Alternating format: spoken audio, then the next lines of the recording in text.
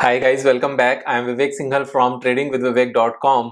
और आज हम बात करने वाले हैं जो रशिया यूक्रेन के बीच की वॉर चल रही है वो बेसिकली आज की डेट में अभी वो रशिया और यूक्रेन के बीच में नहीं है, वो Russia and rest of the western part of the world है। यानी कि उसमें यूरोप भी है, उसमें अमेरिका भी है। क्यों ऐसा क्यों है?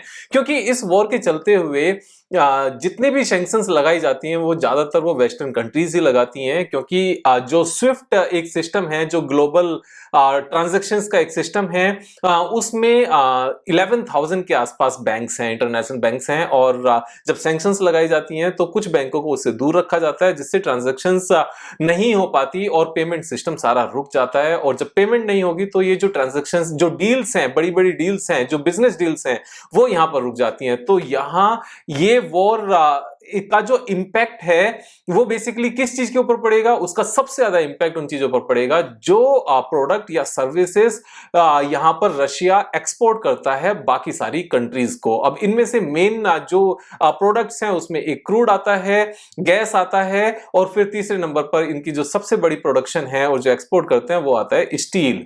अब स्टील में यहां पर जो डिसरप्शन आएगा वो इसलिए आएगा कि शायद रशिया उतने अच्छे से अपने स्टील को बाकी कंट्रीज को एक्सपोर्ट नहीं कर पाएगा जितने आसानी से वो जिस लार्ज वॉल्यूम में अभी कर रहा था, क्योंकि यहां सैंक्शंस लगाई जा रही हैं उसके ऊपर। यहां सैंक्शन का मीनिंग बिल्कुल डिफरेंट है। सैंक्शन जनरली एक परमिशन देने को होता है, लेकिन यहां सैंक्शन का मतलब एक प्रोहिबिशन पर है, एक किसी चीज पर रोक लगाने से है। तो यहां पर रशिया का स्टील प्रोडक्शन अभी एक्सपोर्ट होने में शायद थोड़ी सी दिक्कत करेगा, उतना एक्सपोर्ट नहीं हो पाएगा। दूसरा, Ukraine is also a very large producer and exporter of steel and iron ore. तो यहां पर क्योंकि वो एक बैटल ग्राउंड है तो दोनों ही कंट्रीज पे यहां पर एक्सपोर्ट पर फर्क पड़ने वाला है। इतने अच्छे से एक्सपोर्ट नहीं कर पाएंगे यूक्रेन, इसलिए क्योंकि वो बैटल ग्राउंड है।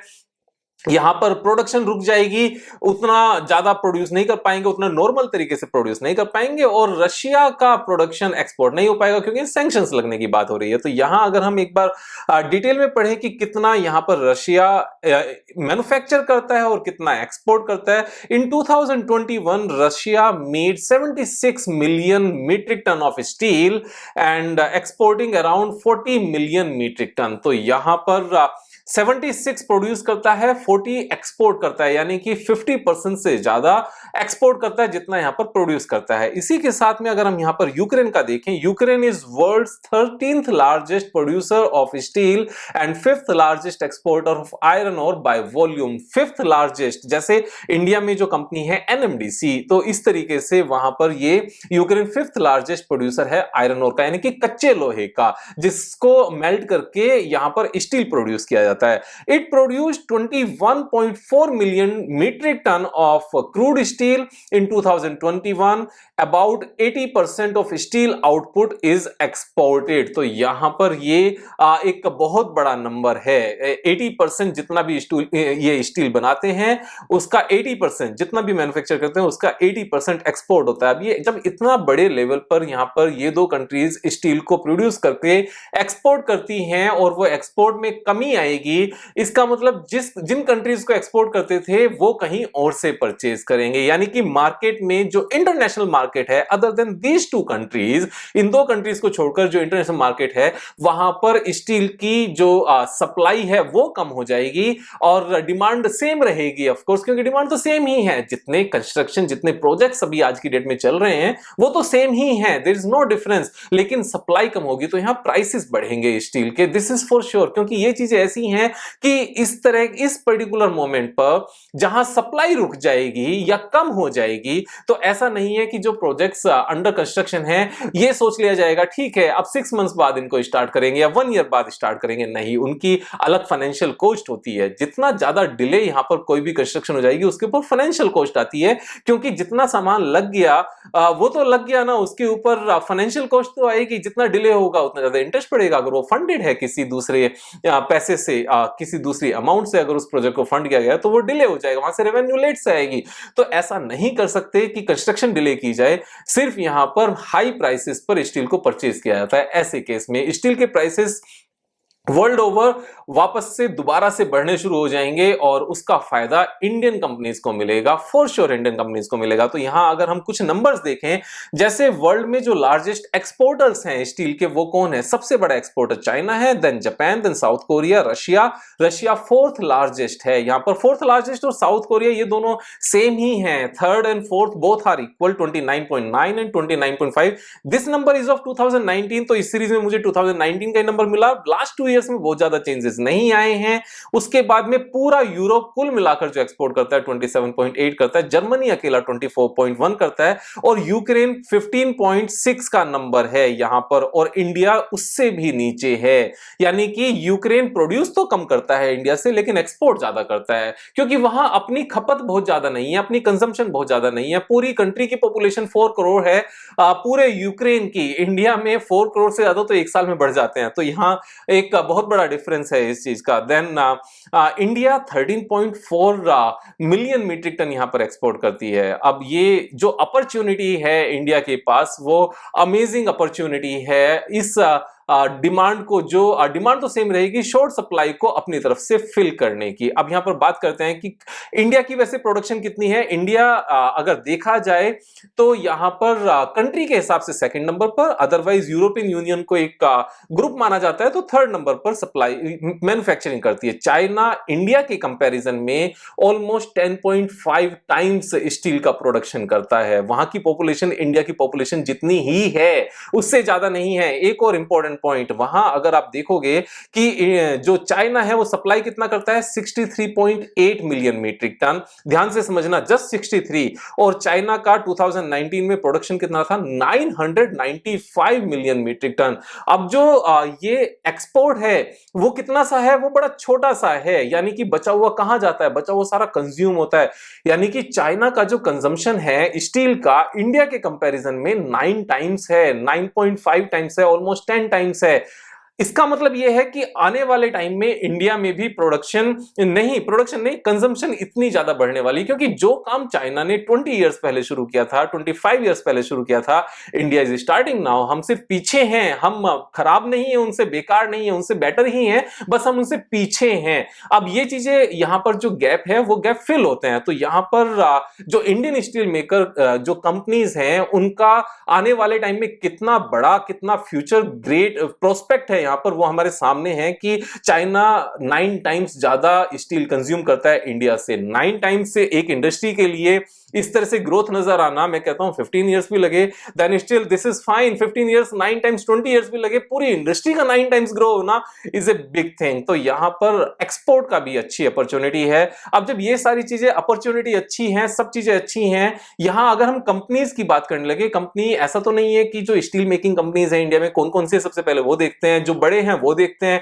उनमें जो वैल्यूएशन है कहीं वो ऑलरेडी तो ज्यादा नहीं है। यहां पर अगर टाटा स्टील को देखा जाए, Tata steel is trading just at a PE of 3.96 के पी पर है। इतनी सस्ती वैल्यूएशन है क्योंकि रिसेंटली अच्छे प्रॉफिट्स आए हैं, डेट रिस्ट्रक्चर हुए हैं, यहां पर कैश फ्लो आना शुरू हुआ है, डेट कम होना शुरू हुआ है, और जो इनकी प्रोडक्शन कैपेसिटी है उसको बढ़ाने पर लगातार काम किया जा रहा है। तो यहां पर टाटा स्टील को देखें 3.96 है। अगर हम स्टील अथॉरिटी ऑफ इंडिया को देखें देन ओनली 2.92, इतनी सस्ती वैल्यूएशन है। अगर हम एनएमडीसी को देखें जो क्रूड स्टील प्रोड्यूस करती है, आयरन ओर जिसको कहते हैं, that is trading only at a P of 4.03, और इसको लेकर मैंने एक अलग से भी वीडियो बनाई थी। ये 4.03 तो जब है जब सिर्फ और सिर्फ जो आयरन ओर है उसकी रेवेन्यू यहां पर है, जो इनका स्टील प्लांट ऑपरेशनल होने वाला है और यहां से डाइवर्स्ट होकर अलग से एक कंपनी बनेगी, उसका जो प्रॉफिट आएगा उस हिसाब से देखा जाए तो शायद ये 2 के पीई पर ही मिलेगा। इस चीज को कहां से चेक कर सकते हो, आप फिक्स्ड एसेट्स में जाओगे। फिक्स्ड एसेट्स में अगर आप जाकर देखते हो कि टोटल अभी जो फिक्स्ड एसेट्स है, this is only 3961 crore and 17,701 is under construction. This is the steel plant that is going to be operational very soon now, और इसकी जब रेवेन्यू आएगी ये 4K पी पर नहीं रुकेगा, उससे बहुत सस्ते पी पर हो जाएगा। एक और जो बड़ी कंपनी है JSW स्टील, तो JSW स्टील थोड़ी सी कॉस्टलियर है यहां पर 7.01, ये हमेशा से प्रीमियम पर ट्रेड करती है। उसके डिफरेंट रीजंस हैं, क्योंकि शायद स्टेबिलिटी यहां पर ज्यादा नजर आती है। एक और है जैसे टाटा स्टील, यहां Tata steel long products limited करके जो एक कंपनी है, हम उसको भी देख सकते हैं। तो यहां वो 3 के पीई पर है। है, इसमें भी ये अलग से एक्विजिशन कर रहे हैं। प्लांट जो एक सरकारी प्लांट है उसको यहाँ पर नीलाचल करके, मैंने इसकी एक अलग से वीडियो बनाई थी, आप चैनल पर जाकर देख सकते हो, उसमें भी ये एक्विजिशन के साथ में अपनी प्रोडक्शन कैपेसिटी बढ़ाएंगे। एक और चीज मैं आपको बताना चाहता हूं, आज स्टील का जो पूरा इंडेक्स है वो पूरा इंडेक्स कितना हमारा इंक्रीज हुआ है, 4.95%। मैंने मॉर्निंग में ट्वीट किया था इस चीज को लेकर, metal stocks could be a spike in prices, could see a, मैंने यहां पर थोड़ी सी ये मिस्टेक हो गई लिखने में, could see a spike in prices citing Russia Europe war. ये भी वेयर उसने ले लिया गलती से, एनीवेज कोई बात नहीं, this is spelling mistakes means typo error, हम सब समझते हैं इस बात को।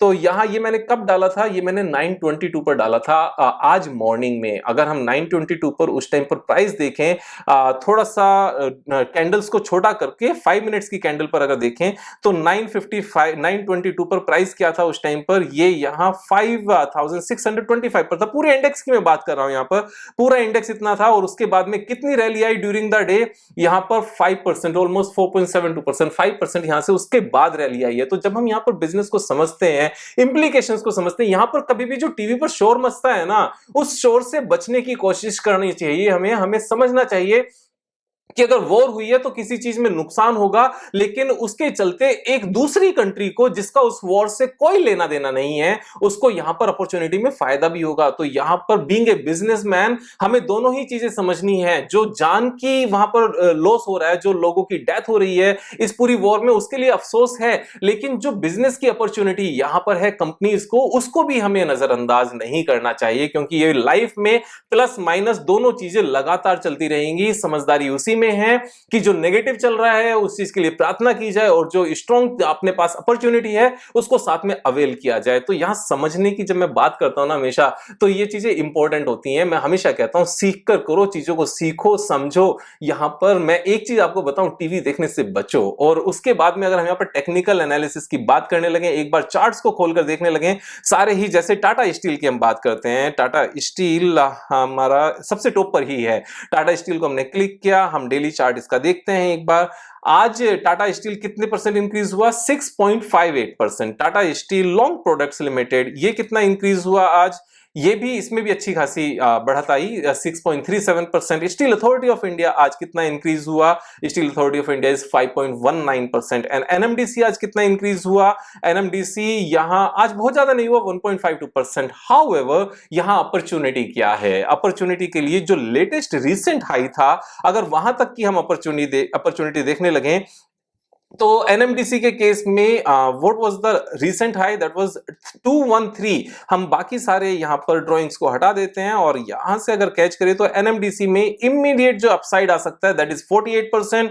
टाटा स्टील की अगर हम बात करने लगे, टाटा स्टील में इमीडिएट अपसाइड अगर हम लेटेस्ट हाई की बात करने लगे दैट इज 25%, क्योंकि लेटेस्ट हाई अभी बना था अगस्त मंथ में, उसके बाद में कंसोलिडेशन था, तो ये 25% है। उसके बाद में अगर हम स्टील अथॉरिटी ऑफ इंडिया की बात करने लगे, सारी एक बार टेक्निकल्स देख लेते हैं, तो यहां पर ये कितना नजर आता है, this is the recent high, और करंट प्राइस से लेकर रिसेंट हाई तक की अगर बात करें, this is 56%, 57%। So this is a good gain we can capture. और इसके आने में कितना टाइम लगा, इट्स ए मोमेंटम। ये जिस स्पीड से यहां से ऊपर गया था ना, जिस स्पीड से यहां तक गया था, ये सेम स्पीड में यहां से यहां तक जा सकता है, क्योंकि इसके सॉलिड रीजंस हैं। मार्केट में स्टील की कमी होगी और ये फॉर श्योर कमी होगी, ये ऐसा नहीं है कि किसी की ओपिनियन है, ये एक्चुअल में सामने नजर आ रहा है बिल्कुल साफ साफ। तो इस तरीके से जब हम चीजों को सोचकर समझकर करते हैं तो यहां पर चीजें अच्छी रहती हैं। टाटा स्टील लॉन्ग प्रोडक्ट्स की भी हम एक बार देख लेते हैं कि वहां कितनी अपॉर्चुनिटी है। जो रिसेंट हाई था वो कितना है, रिसेंट हाई हमारा 1171 था, और करंट प्राइस से अगर हम इसको देखने लगे तो ये भी मेरे ख्याल से 50-60% के आसपास तो नजर आता है। This is 65%। So these are the good gains we can capture. ये एक अपॉर्चुनिटी है जो इस वॉर में निकल कर आई है। Being a businessman we must understand कि अगर कहीं पर कुछ चीजें डिसरप्ट होती हैं तो उसमें अपॉर्चुनिटी क्या है। यहां अपॉर्चुनिटी को लेकर एक बार मैं कमिंग सैटरडे को एक वीडियो जरूर बनाऊंगा जिसमें बिल गेट्स की कहानी है, उसको हम उसमें डिस्कस करेंगे। लेकिन अभी आप यहां पर इन सब चीजों को समझकर अपने हिसाब से अपनी लर्निंग बढ़ा सकते हो। सब्सक्राइब नहीं किया तो सब्सक्राइब कर लेना, लर्निंग करते रहना, वीडियो को दोबारा देखना, नोट्स बनाना और नेक्स्ट टाइम बैक टेस्ट करके उसको फिर से अप्लाई करना। कल फिर मिलेंगे एक नई वीडियो के साथ, तब तक मुझे करो यार। Thank you so much, have a nice day.